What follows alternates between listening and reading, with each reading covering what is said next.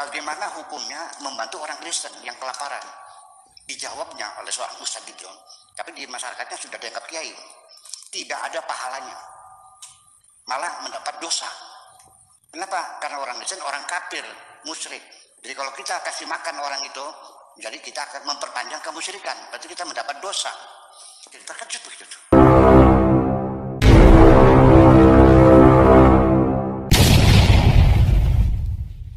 Video berikut. Jangan lupa like, share, subscribe.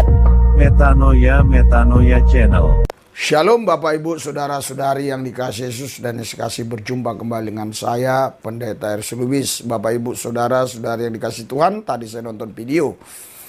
Jadi saya diberkati waktu saya nonton video ini. Oleh sebab itu video ini mau saya tampilkan buat saudara dengan harapan biar saudara juga diberkati. Tapi jangan lupa subscribe, tombol lonceng pencet, like, beri komen. Oke? Mari kita sama-sama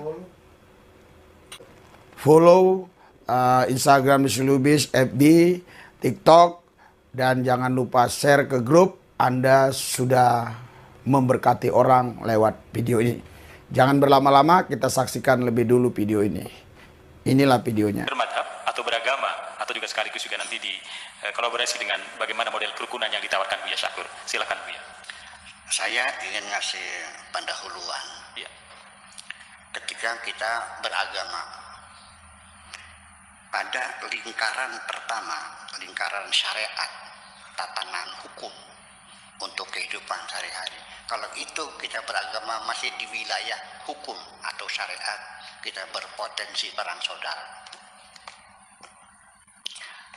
Kalau kita masuk ke lingkaran yang lebih dalam lagi, yaitu thariqah, juga masih ejek-mengejek satu dengan yang lain.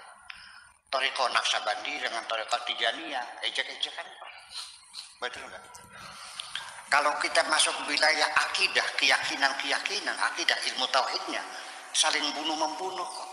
Kaum rasionalis itu 10.000 yang dibunuh korbannya.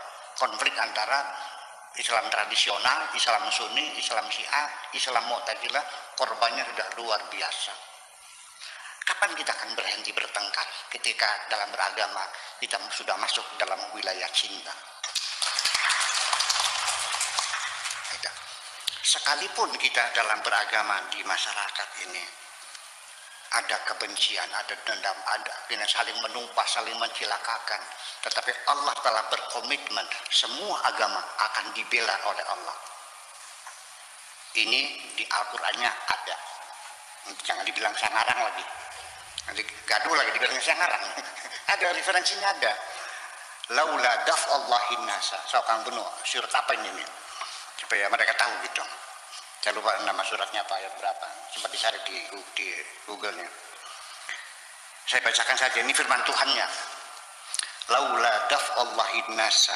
Kalaulah bukan karena pembelaan Tuhan kepada manusia.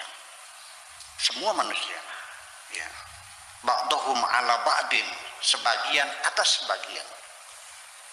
Ya. Yang agresornya, ya kan? Negara yang diserang dan yang menyerang, yang dipukul dan dipukul, semuanya, yang zalim dan mazlum, semuanya dibela oleh Allah. Semuanya dibela. Ya, artinya tidak akan bisa kita memusnahkan siapapun. Lahuddimat sawami'u. Pasti kelenteng-kelenteng akan hancur kalau bukan karena dibela oleh Tuhan. Wabiyahun dan sinagog juga akan habis runtuh kalau bukan karena dibela oleh Tuhan. Washolawatun dan gereja-gereja juga akan hancur kalau bukan dibela oleh Tuhan.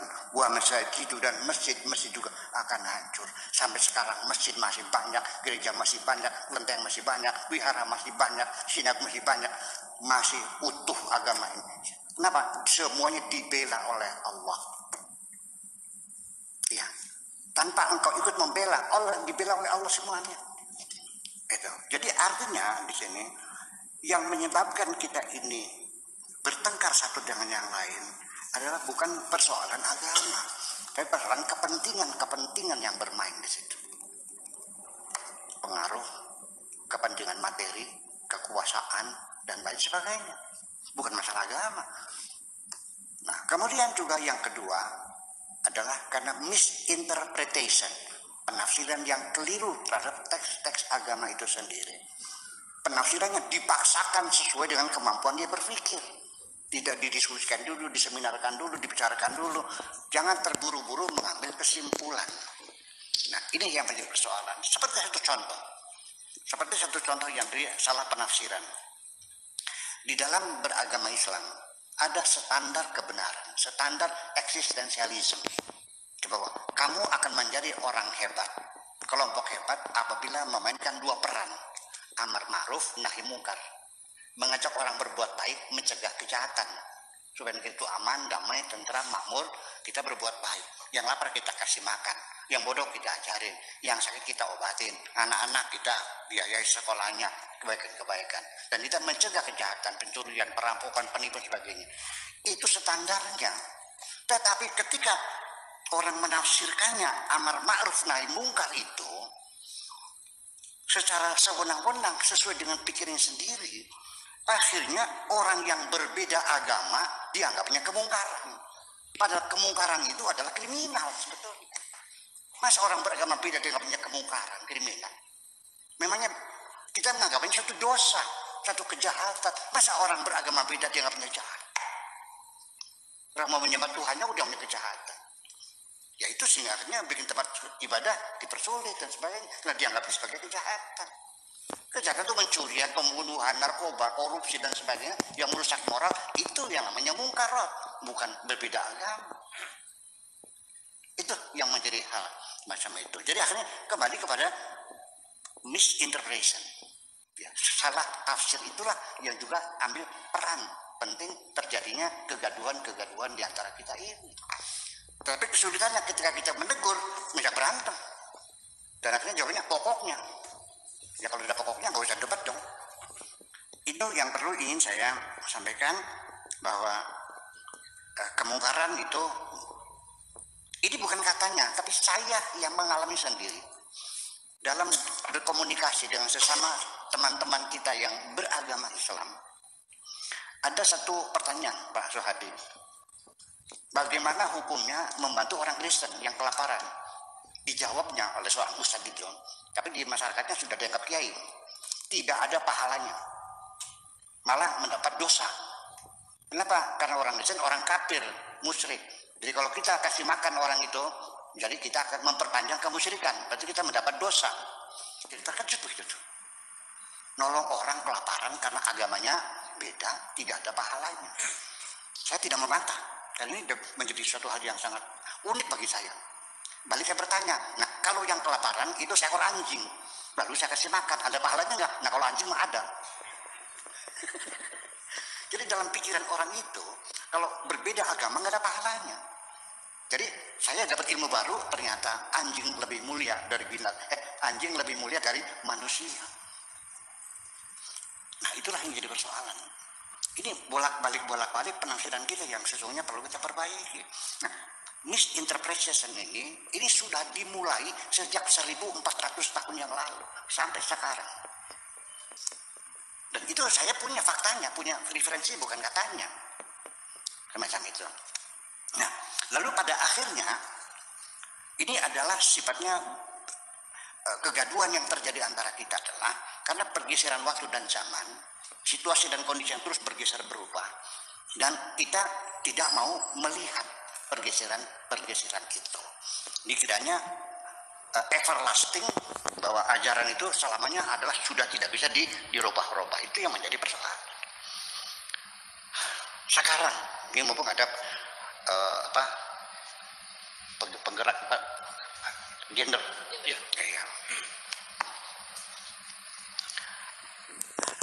Di depan mata saya sehari-hari banyak suami yang mukulin istrinya, dan terakhir saya melihat seorang suami mukul kepala istrinya dengan helm, karena dia bangkang. Ternyata dia tidak pernah merasa berdosa mukul di situ, karena di Al-Qur'annya ada. Saya bacakan ayatnya, wallati takhafuna nususahunna fa'iruhunna wahjuruhunna fil madaji' wadribuhunna. Apabila istri-istri yang membangkang itu, ya, membangkang, maka tahapan pertama nasihatilah dia, diberi nasihat. Kalau masa membangkang juga tidak mau apa yang diinginkan suami, wahjuruhunna fil madaji, disimpan, ditahan, dipenjara, diikat di kamar tidur, disekap. Wadribuhunna, lalu pukullah. Sehingga akhirnya apa yang terjadi? Negara kita sudah mengeluarkan undang-undang KDRT. Dia tetap berteguh, diabaikan undang-undang negara, dia tetap berteguh berpegang pada firman Tuhan yang membolehkan menyekap istrinya dan memukuli istrinya. Betul nggak? Ini yang terjadi. Negara kita sudah punya undang-undang pernikahan, bahwa perceraian tidak cukup diucapkan oleh suami, karena ini menistakan perempuan, betul. Harus diproses di pengadilan. Sehari-hari saya bertengkar dengan tamu yang meminta fatwa bagaimana hukumnya, suaminya sudah mengatakan cerai. Saya bilang tidak benar cerainya, cerai harus diproses pengadilan, tapi di kitab kuningnya sah. Ya, hari minggu kemarin itu 3 kali dia mengucapkan cerai, berarti sudah habis talaknya, dan istrinya harus dikawinkan dulu dengan lelaki lain. Ini gimana gini? Ini undang-undang, ya tapi masa Al-Quran ditinggalkan? Ini yang jadi persoalan. Ya kenapa demikian? Satu sebabnya, mereka yang tetap bersikukuh, ya kan gitu, bahwa adalah karena meyakini bahwa Islam itu sempurna, sehingga tidak boleh direvisi, tidak boleh dihentikan, tidak boleh diperbaiki, tidak disempurnakan, sudah sempurna. Artinya kita sudah tidak perlu mikir lagi, tinggal amalkan saja secara tekstual. Ini yang menjadi masalah. Makanya saya dibully. Menurut Buya Syakur, Islam tidak sempurna, betul nggak? Di YouTube, betul nggak? Saya disalahkan. Maksudnya apa Anda jadi marah itu? Maksudnya sempurna. Jadi yang sempurnanya bagaimana? Jadi artinya ketika Amerika melarang perbudakan sebagai hak asasi manusia, dinyatakan tidak sah. Abraham Lincoln tidak berhak membebaskan perbudakan karena agama kita tidak melarang perbudakan. Apa Anda yakin Tuhan memperbolehkan perbudakan? Masih boleh dijual? Itukah kesempurnaanmu? Itu persoalannya, itu saja. Jadi ujung-ujungnya mah sebab konflik antara kita ini, yang satu adalah karena misinterpretation, ya kan begitu, ada teks agama semacam itu. Kemudian ada lingkaran-lingkaran kita pada lingkaran syariat, torekot, hakikat ini. Dan satu lagi, penyebab dari kegaduhan ini, konflik antara kita, itu sudah diprediksi oleh para malaikat-malaikat. Kalau kita merujuk cerita kejadian Adam, malaikat dan sebagainya, dari sejak dulu diprediksi aja'alu fiha mayufsidu fiha wa yasfikud dima. Untuk apa wahai Tuhan, kata malaikat, menciptakan Adam yang nantinya akan bikin kerusakan dan akan banjir darah? Apa tidak cukup kami saja? Itu sudah prediksi malaikat. Ya, memang semacam itu yang terjadi. Nah, apa yang memicu orang jadi perang saudara, bertempur dan bunuh-bunuh adalah dari kesombongan manusia itu sendiri. Terima kasih. Ibadahnya di gereja tanpa tembok. Dah, salam saudara babu sekalian. Kita sudah sampai gereja tanpa tembok 1000 pintu ya. Yang dulunya mereka ini tidak percaya Bandike Darme Bayo. Sekarang mereka puji Tuhan bisa percaya Yesus, luar biasa ya. Oke ya, kita sudah sampai gereja tanpa tembok 1000 pintu. Ya, ketika Adam dan Hawa ya makan buah yang dilarang, jadi buah yang dimakan itu, saudara, itu mengalir ke darah, menjadi darah. Semua makanan yang kita makan ini, sebagian ini menjadi darah. Ya. Jadi saudaraku yang saya kasih, makanya saudara, pertama kali yang dihancurkan setan adalah darah. Ya, ketika Adam dan Hawa jatuh dalam dosa, darahnya sudah tercemari. Darahnya sudah tercemari. Ya, makanya saudara, agama tidak mungkin bisa menyelesaikan. Yang bisa menyelesaikan adalah darah. Karena darah sudah najis, darah sudah rusak karena dosa, harus dibersihkan oleh darah lagi. Itu sebabnya darah Yesus tertumpah di atas Golgota untuk menyucikan darah manusia yang berdosa. Berikan sorak-sorai buat Tuhan. Haleluya. Haleluya. Haleluya. Itu sebabnya orang percaya Yesus dengan orang beragama beda. Orang beragama belum tentu dia percaya Yesus. Ya, orang percaya Yesus pasti dia punya darah Yesus. Haleluya. Ah, darah Yesus ini saudara, ini berkuasa. Ya, ini berkuasa. Untuk apa? Untuk menyucikan kita dari segala dosa-dosa. Yang kedua, darah Yesus ini berkuasa. Untuk apa? Untuk memperdamaikan kita dengan Allah itu sendiri. Tidak ada anak kecil. Bentar Ya. Ya, cepat-cepat ya jalan ya. kita bagi makanan dulu. Yang punya anak kecil, udah jalan-jalan terus ya. Jalan ya. Oh ya, air, tenang. Bentar bagi makanan dulu Bu ya. Air ada 3 kan? Duduk dulu aja Bu kalau. Jalan-jalan. Bentar kita doain. Kasih airnya. Baik. Tahu suruh dajul 2. Ah, ini saudara luar biasa juga. Ini seringkali ya diintimidasi, dilarang, bahkan pernah juga didatangi kami ya dengan orang yang membawa sajam ya. Tapi puji Tuhan ya, sudah 6 tahun 3 bulan gereja tanpa tembok sirip itu tetap berjalan dengan baik. Dan yang jelas 6 tahun 3 bulan ya, sudah 1000-an orang lebih dikit yang menjadi pengikut Kristus yang tadinya mereka Bani Kedarne Bayon. Doakan saudara, karena di sini tidak ada kolektif, tidak ada perpuluhan. Kita kasih makanan rohani jasmani dan kita kasih juga obat-obatan, kita kasih juga mereka susu. Oke, kita doa ya. Tuhan Yesus, terima kasih mereka-mereka yang sudah mendukung gereja Tambah Tembok Sirip itu. Tuhan berkati berlipat kali ganda. Begitu juga kelompok intoleran, kelompok kadrun, radikalis kanan, kaum kadrun, kami patahkan dalam nama Yesus kuasanya. Berkati yang sudah berkati, yang belum berkati Tuhan berkati di lain waktu mereka.